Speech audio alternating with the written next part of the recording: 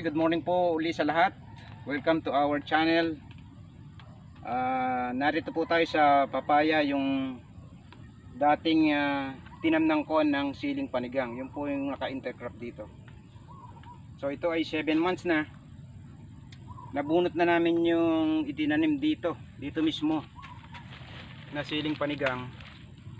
Kumita naman ng maganda kahit medyo mababa ang presyo dahil marami pong inani. So ang ginawa namin, ito na yung pang second intercrop dito sa papaya. Ngayon lang namin gagawin to kasi dapat yung pangalawang intercropping sa papaya ay kapag mataas na yung papaya, pag yung maaliwalas na. At ito, dapat ito sa ganitong stage ng papaya, sanib talaga yung dahon. Pero dahil target namin na makabenta ng maganda dito sa red hot o hot pepper. Ito po nga pala ay red hot na produkto pa rin ng East West. At ito naman ay papaya ay red royal. Nasa East West pa rin. Puro F1 po ito. Itinatanim ko na seedlings. Gayon din itong hot pepper. Bumibili ako ng mga seedlings para hindi na ako naaabala sa pagpupunla. Mahirap ho kasing mamunla rin kung hindi mo kabisado.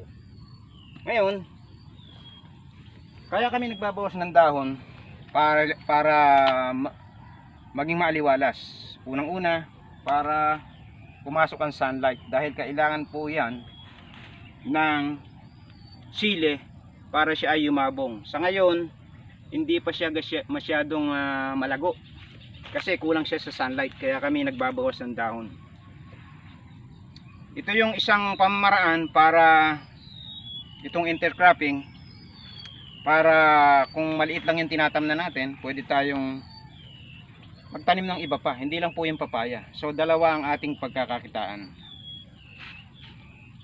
Ito pwede namang papaya lang, kung maganda na rin ang kikitain dito, pero mas maganda, hindi ba, kung dalawa yung pagkakakitaan natin. Kaya naisip ko ang hot pepper para siyang intercrop sa edad na ganito ng papaya. Ngayon, ito pa rin po yung pamamaraan sa papaya para maging maganda ang kalidad. So dapat medyo maluwag siya para yung kanyang korte hindi kubi-kubildo. Kaya po kami ay nagbabawas, lalo na pagka habang nagkakaedad yan, ang mga tangkay niyan minsan dalawa ang bunga. Kamukha nito, itong isang to, ito mapapansin po ninyo, dalawa yung kanyang bunga sa isang tangkay. So tatanggalin natin yung isa. Ayan. Para matira itong isa. So magiging maluwag siya. Kasi kung ito ay siksikan, ayan, hindi gumaganyan, mayuyupi ito. Hindi magiging maganda ang korte. So pagdating sa market, hindi maganda ang baka tawaran ng mamimili. Lipat po tayo dito sa isa. Okay, ito pa. Itong isang tangkay na to, tatlo yung kanyang bunga. So pag nagsiksikan yan, papangit ang forma, tatanggalin natin tong iba. Yan. Saka itong isa. Ayan. So maluwag na po siya. Ito lalaki ng maganda. Magiging ganito ang korte niya, puro bilog.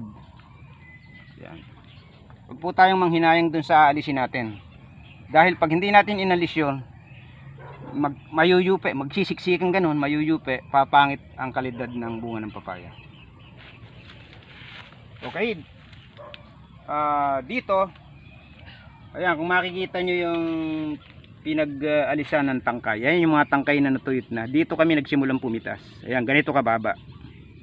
So naubos na namin yung hanggang dito. Pantinola, pang-atsara, hinog, yun. At ngayon po, dire-diretso na yung puli yung kanyang pamumunga. So tanong ng iba, paano bang magdidire-diretso ang pamumunga? Kasi yung iba, madalang ang bunga, tapos nalalaglag ang bulaklak. So ang pamaraan po ay nutrients. So tingnan po natin tong inilagay namin na chicken manure. Ito, yan. Chicken manure po yan. Yan ay decompose na. Ayan, 5 months. Yan, nilagay namin dito sa pagitan. Ayan, hanggang dito. Yan, chicken manure po yan. At meron pa rin kami na sa pinang-itik. Yan yung sinasabi ko sa inyo na ipa at may kahalong dumi ng itik. So ngayon ay tagulan, habang umuulan, itong chicken manure na yan kumakatas-katas dito sa paligid, kaya nakakakuha ng sustansya itong papaya at saka itong sili. So ang kainaman po nitong organic, kahit matapos na itong pananim na sili, patuloy na tataba itong lupa, kaya pwede na naman tayong mag-intercrop. Siguro yun na ang magiging pangatlong intercropping dito sa papaya. So kailangan lamang po ay dapat talagang walang damo. Ito medyo maigsi pa naman, kaya ito inaalagaan namin ng paglilinis sa pamamagitan ng kamay o grass cutter. Pwede rin ang mga herbicide, pero sa ngayon umiiwas na kami sa herbicide kasi may epekto ito sa mga halaman. Kaya naman ito ng grass cutter, kaya yun na lang ang ginagamit namin sa pagdadamo. Okay, sa isang magsasaka, kailangan po ay pinag-aaralan natin ang ating gastusin, kung paano tayo makatitipid at syempre kikita ng maganda. So itong plastic mulch na to, ito rin yung galing dito. So binunot namin yung sili, tapos iningatan naming alisin. Po sa plastic mulch na ito yung dati ring ginamit dito nung tinamnan ko ito ng siling panigang. So pagkatapos ng siling panigang, binunot namin, saka namin iningatan na makuha ito. Tinabi muna namin, tapos dito sa mismong ilalim nito naglagay din po kami ng organic chicken manure. Kaya ito ay kargado rin, kaya makikita nyo isang dilig pa lang ito.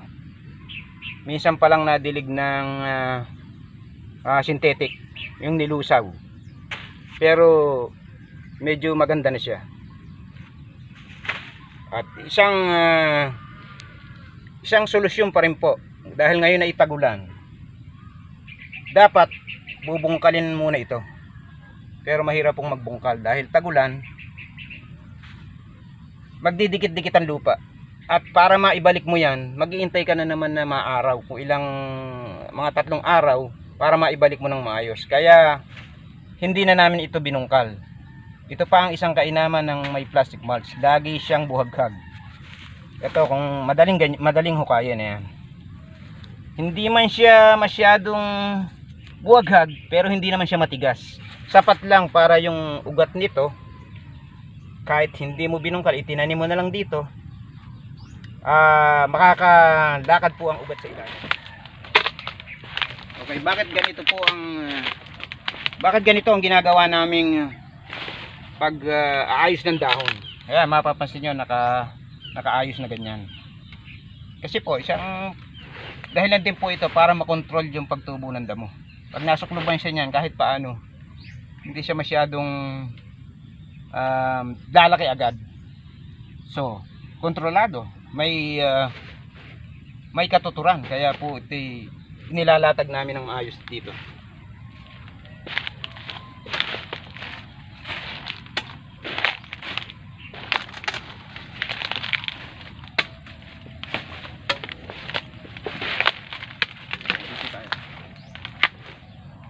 Okay. Ito po yung isang klase ng papaya, isang gender. Okay. Tanggalin muna natin itong mga sobra-sobra. Yan. Okay. Ito po yung hermaphrodite o yung tinatawag na bakla. Kasi nga siguro hindi mo malaman kung ano yung kasarian niya. Hindi, may haba. Minsan may kasamang konting bilog. Yan. Ito, hindi ito katulad ng female na dire-diretso yung kanyang pamumunga. Ito, pagka nagbunga na ng ganyan, medyo hihinto na siya sa bandang ibabaw. Pero yung bunga niya, mas malaki kaysa female. So, mas mabigat. Kaya, sulit din. Kahit na kukunti yung bunga niya, kumpara sa female, dadaanin naman sa bigat.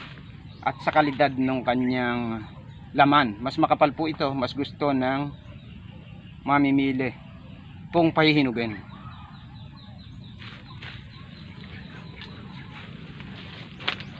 Okay, sa ngayon mababa po ang presyo ng papaya sa Pantinola. Kaya i-convert natin. So imbis na sa Pantinola, gagawin nating hinog kasi mas mahal ang hinog ngayon. Dito sa amin ang farm gate ng hinog ay 20 to 25. So maganda po 'yun. Kailangan lamang proteksyonan para hindi siya masira ng mga insekto.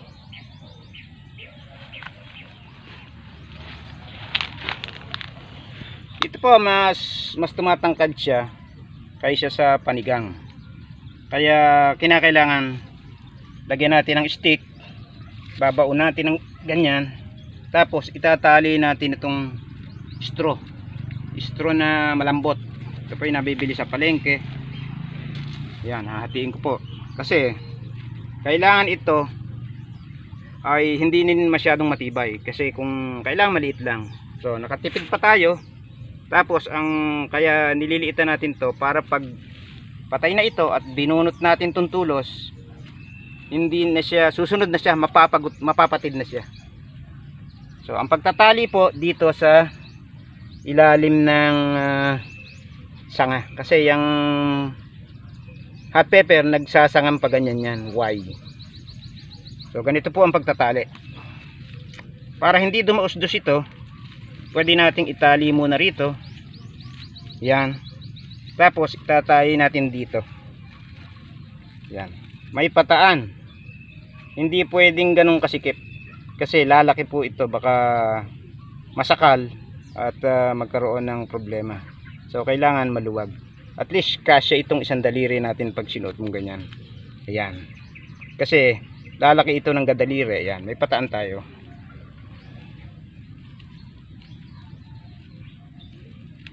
Yan, ganyan po ang pagtatali.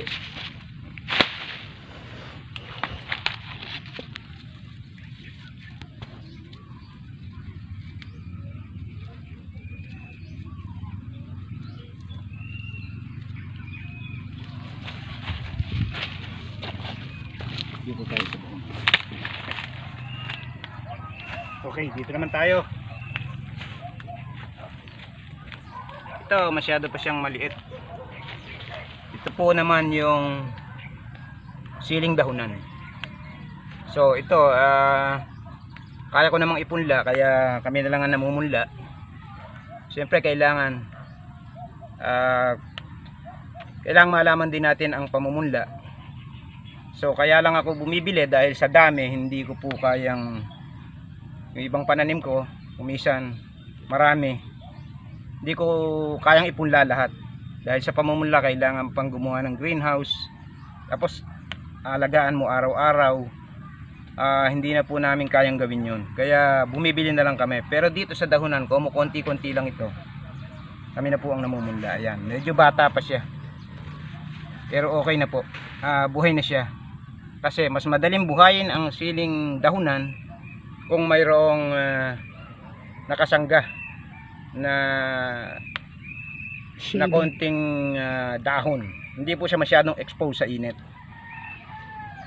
Ito, may bulaklak na po ang hot pepper namin, no? Malapit na siya. Ang isang dahilan kaya ko naisipang itanim ito dito sa medyo shaded na lugar Kasi mapapansin natin na kapag ka naka-expose masyado ito sa araw at sa ulan, yon ang madalas lapnos ng sili. Kahit na isprayan natin ng mga fungicide, lalo na ngayon na tag-ulan, na madalas ang ulan at titindi ang sikat ng araw, ay mahirap pong ampatin ang paglalaptos ng sili, lalo na kung may edad na yung sili natin. Pero yung mga pananim namin, base sa aming experience, yung mga medyo nakalagay sa ilalim ng balag, sa kasilong ng kaunti sa papaya, hindi siya gaanong naglalapnos kaagad. Maglalapnos din siya pero matagal kumpara dun sa naka-expose talaga sa init at sa ulan. Kaya naisipan namin dito itanim ito. So malalaman po natin ang resulta sa mga buwan na susunod kung ano ang magiging performance nito sa ilalim ng papaya.